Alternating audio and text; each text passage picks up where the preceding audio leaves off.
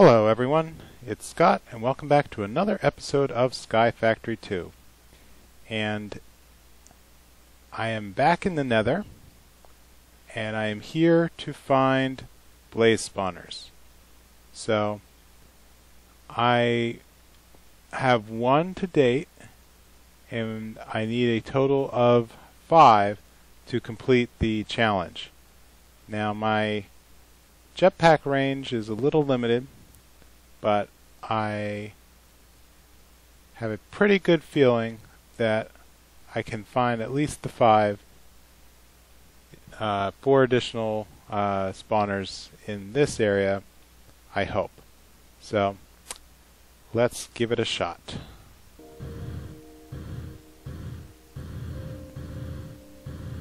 Coming in hot. Okay, that's one down. I gotta move this into inventory.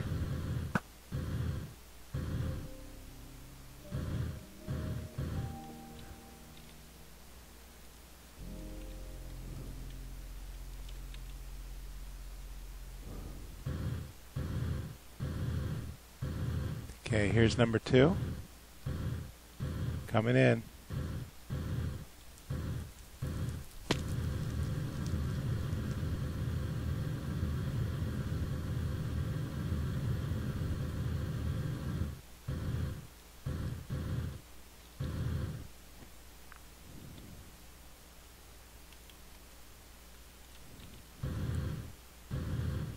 Okay, there's number 3. And in we go.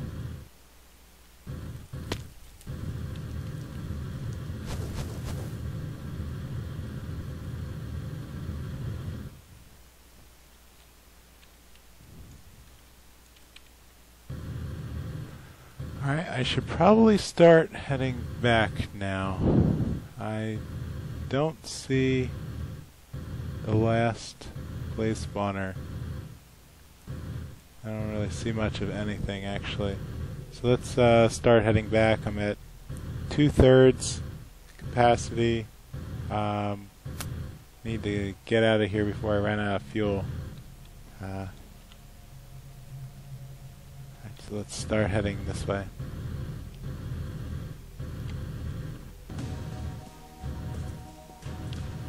Alright, there's spawner number 4. Let's go and grab it.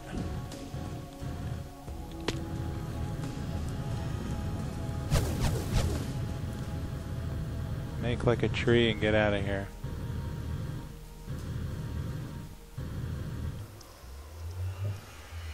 So that wasn't a bad haul.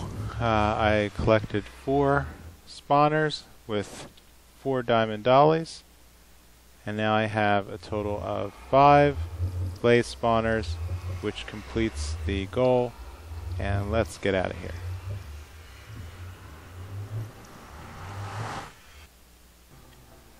So my next plan is to add at least 2 of these spawners to the mob spawn room below. The only downside is that I have blazes actively spawning and I need to kind of protect myself from them as I drop the spawners. I don't think I can actually reach the ground from here, so let's just try dropping down. Let's drop 1, 2 spawners, and then get out of here. Oops, I'm getting caught by the fans.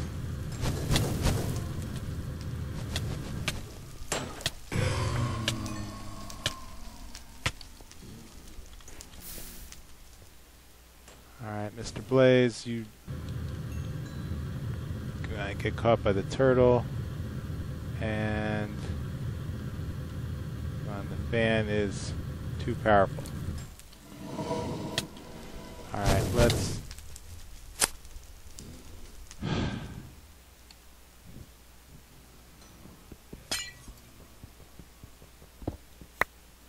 Alright, that's all my stuff back. And of course the fans are too strong. So let's step out here and try to clean up a little and work my way back out. And with that, everything is fixed.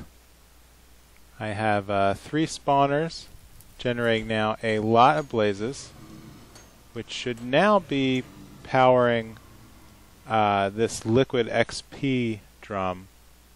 And I actually have some plans for that. So over here, I've been toying around with a new contraption, something called a sewer. So this is another block brought in by Mine Factory Reloaded, the same people who brought us the auto spawner and the grinder. And we know that when the grinder runs and kills mobs, it produces mob essence, right? And then the essence is what is used to power a mob spawner. Well, it turns out that there's a device called a sewer that if you feed it XP, it will actually produce another, besides sewage, another type of product called Essence. So what I have over here is a Rube Goldberg-like contraption that feeds XP into the sewer through a conduit connecting a XP drum, which is currently filled at 220 buckets worth of XP. And this fluid conduit is, I'm going to leave it on as active with redstone signal, so that way when the switch is pulled, it will begin to extract some XP and put it in this lower tank. And there is a special device called a XP shower,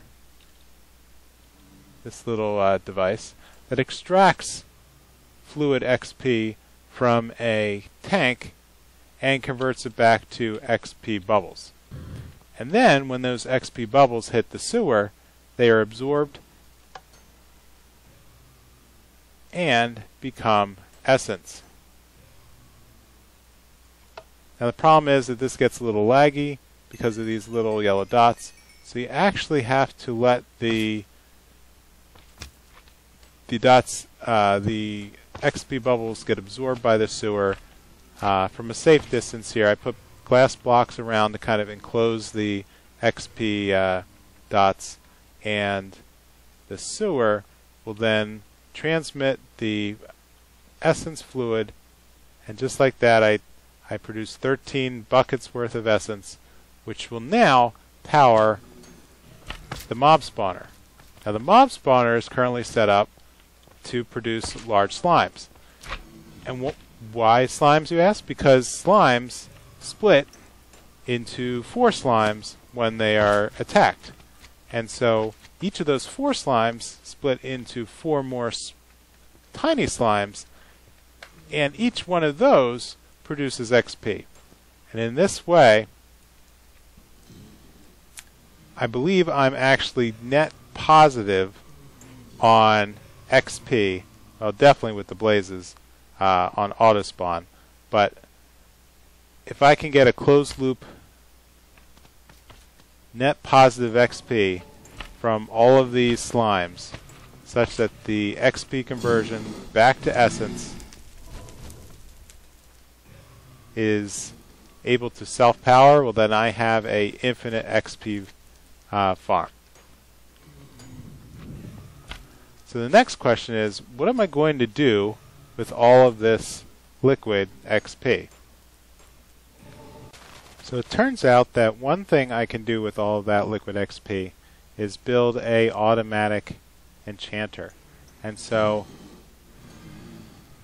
OpenBlocks provides a Auto Enchantment Table, which is a pretty simple recipe, just an enchantment table, some redstone and iron. And what this does is it provides a automated way of producing books. So I'm going to put the Auto Enchantment Table over here. So the enchantment table works like this. What you do is you place books in this upper left socket, and you tell the enchantment table what level you want to enchant those books, how many levels of EXP you want to feed to the system. And when this system has EXP, it will then automatically craft the books. So let's grab a bucket of EXP. See if we have a way to... Alright, so let's actually grab the tank itself.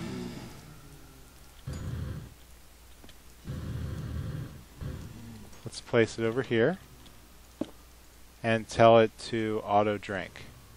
And I believe what that should do, yep, so clicking on that face activated the, basically told it that to absorb EXP from the bucket, and with that it should start producing books. As fast as I can click, I now have a source of enchanted books. So I'm going to grab a couple of these and then feed them back into the ME system, and then I'll show you what my ultimate plan is.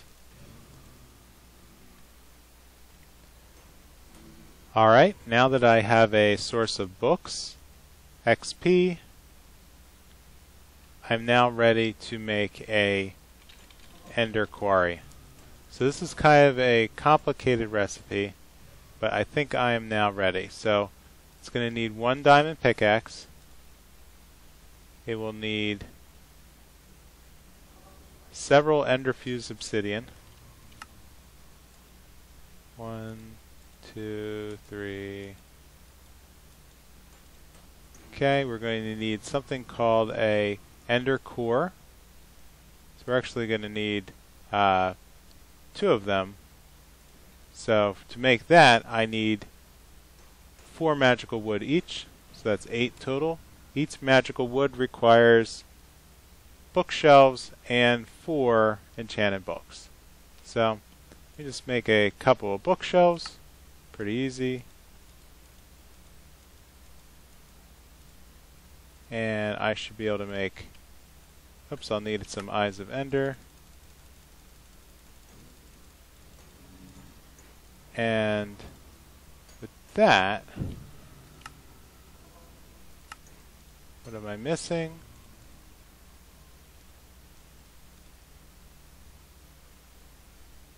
Gold and enchanted books.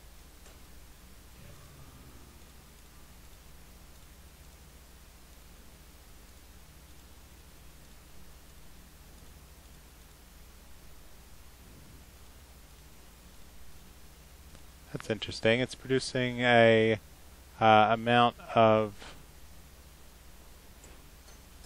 wood, what looks like equivalent to the level of that book. So either that or it's just completely random. So with that, I should be able to make 2 ender cores. And I need an endothermic pump, which is going to require another pickaxe.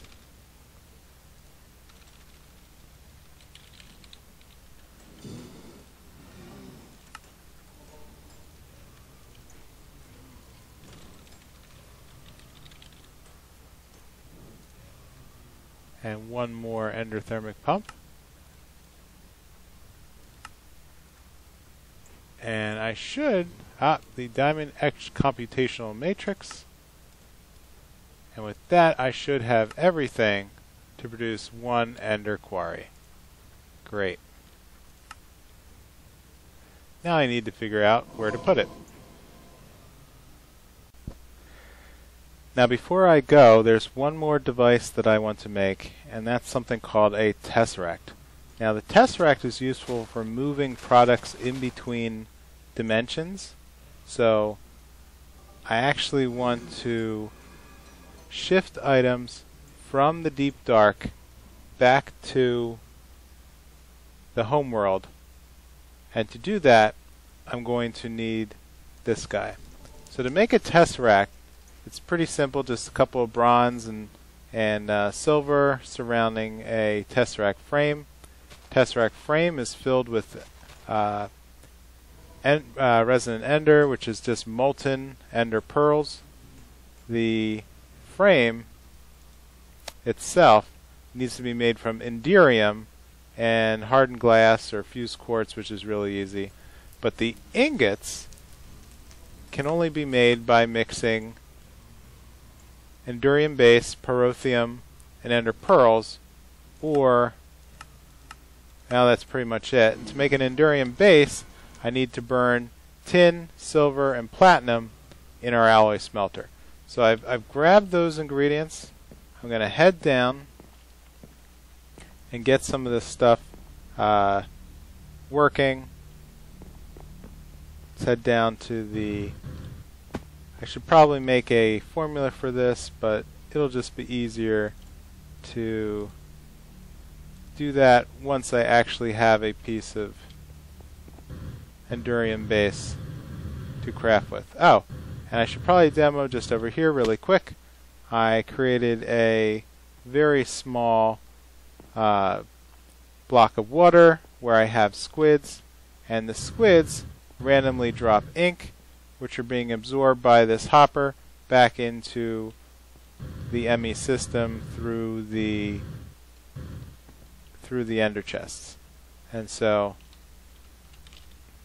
I have 18 ink for future use, but what I really want is another stack of ender pearls. And let me demo by putting that down inside the whoops. Putting that inside our smeltery area over here.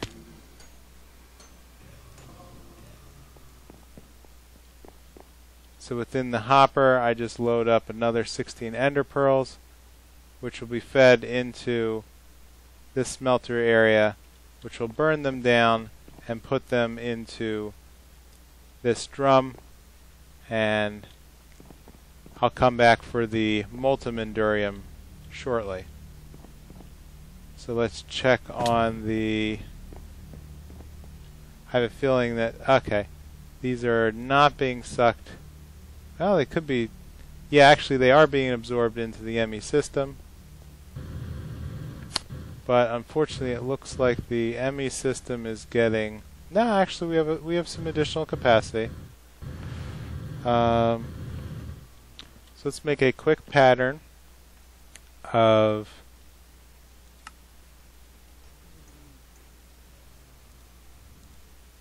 tin. So we said 2 tin plus 1 silver plus 1 shiny ingot make 1 Enderium base. Actually, is that the right recipe?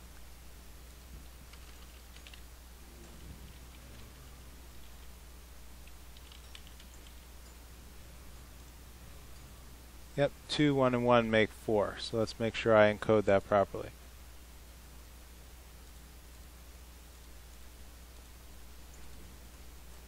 So let's make a pattern. And with that, we should be able to add that to the alloy smelter.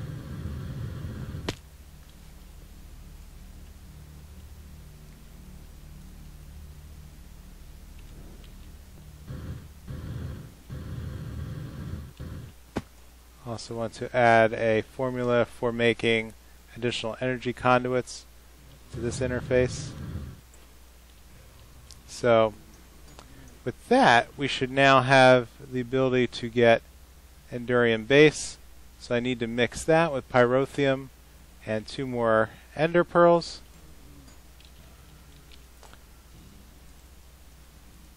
Pyrotheum, pearls,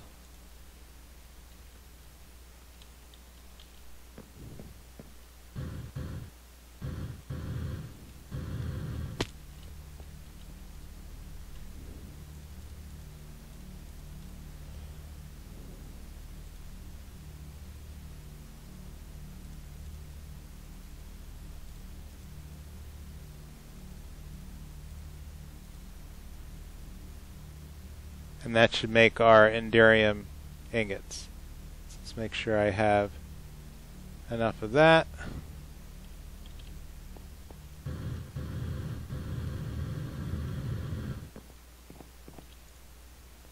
And that recipe again was that 2 Enderium base plus 1 Pyrotheum dust plus 2 Ender pearls make a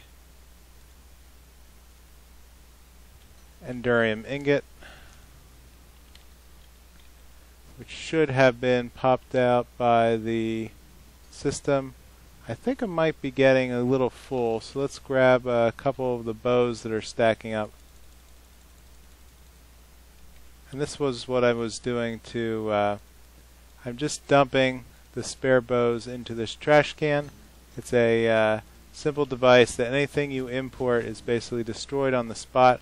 I have not automated the destruction of bows yet, but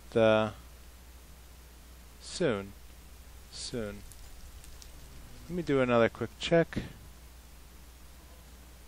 Yes, this can be made in an alloy smelter.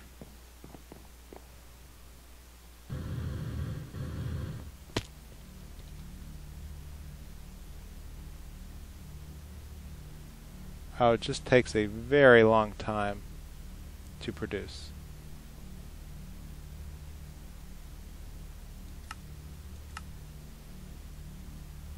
You know what? I could probably speed this up with a capacitor. So let's head upstairs and make a capacitor for the alloy smelter.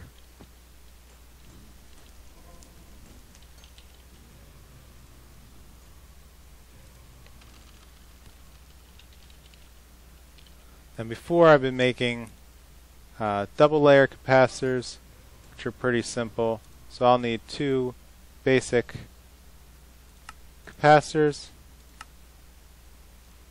and that should be enough to make a double layer. I don't think I can, well, I could probably make another, let's try for an octatic.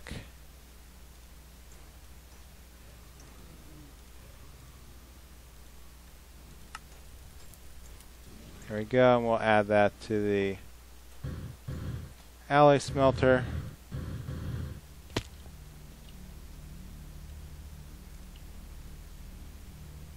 Yep, and that should, yep, it's now greatly speeding up the progress of the smelting.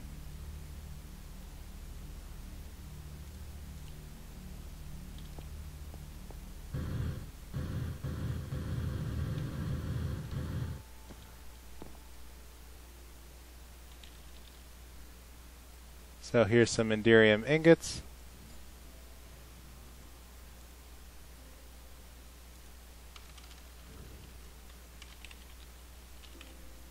And Enderium ingots should, I'll produce 2 Enderium ingots. So let's encode that pattern too, and add that back to the alloy smelter.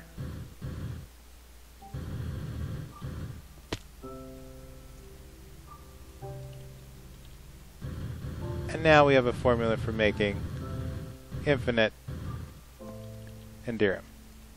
So, back to the Tesseract. We're going to need 2 frames, and we are missing fused quartz. So, fused quartz, let's order up a batch.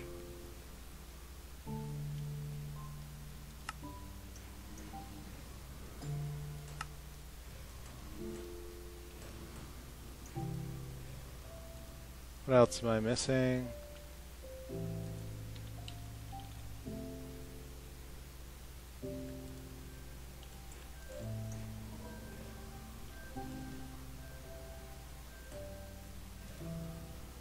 So here I should be able to just craft up 4 and start. Let's go back to our fused quartz.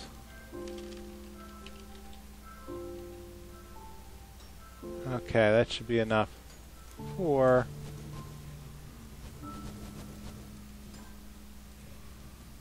more than enough actually for one Tesseract frame,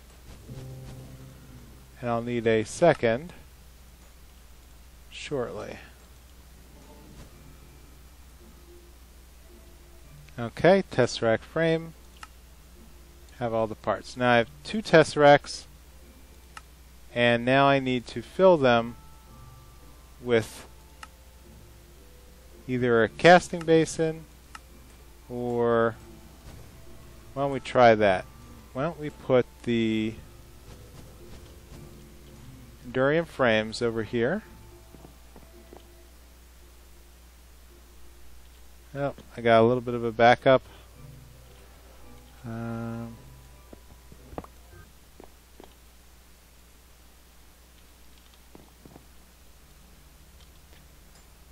Alright, since I seem to have a backup at my smeltery, I'm going to make this fluid transposer, which I think should be pretty easy to make.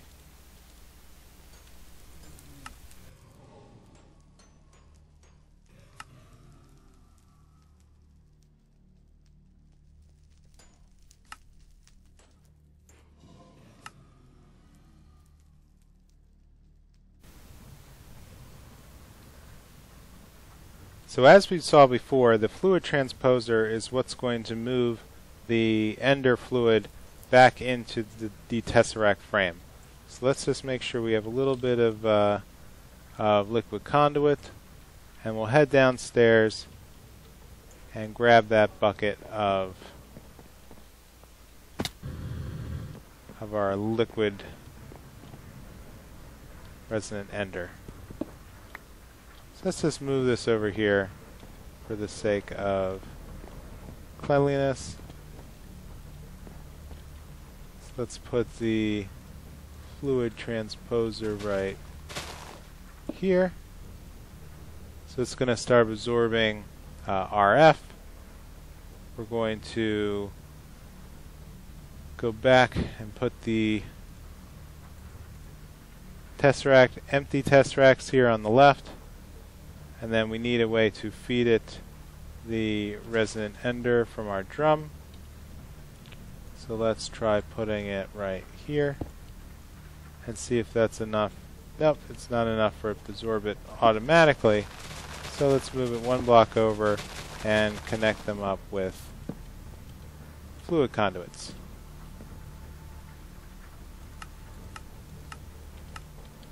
And we'll take extracting signal over here, and that should be enough to start feeding the Tesseract.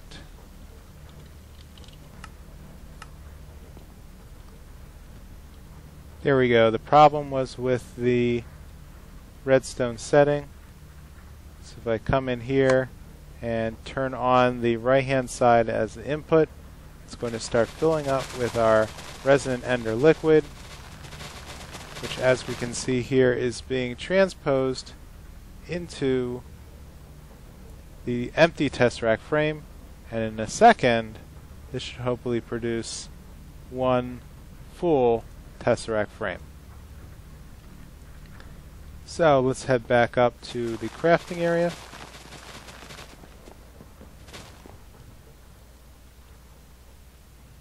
And with the Tesseract and the Tesseract frame, we can now produce one real Tesseract. So I'm going to take this device and I'm going to plug it in to our redstone network downstairs. Alright, so I'm going to take this Tesseract, I'm going to plug it into our RF network over here, right next to our power monitor. Now by default, the Tesseract doesn't have any settings. So from what I've seen, I need to set up a frequency. So let's just pick a number and then give it a subband on that frequency. So I'm going to call it RF prime which we see is now lit up as the primary setting. So what I need to do next is make a receiving point. And so over here, if I want to send energy, I click and basically put it into a send or receive mode. I think it would make more sense to only send RF power to the receiving Tesseract.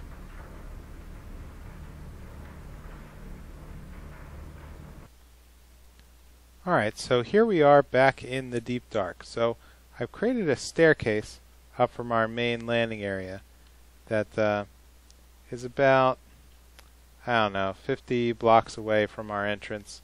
Once we go up, I'm actually up at the top of the map at 250 height, and so what I'd like to do is place down, it figures I left the Ender Quarry behind.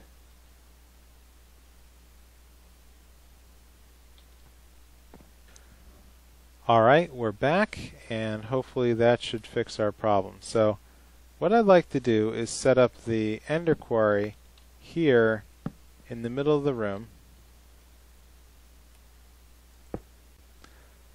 I'm going to hook it up to a fence. Let's just make let's extend this a little bit just to prove that it works.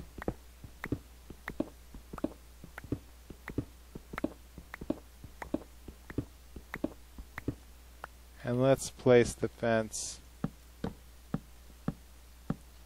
here.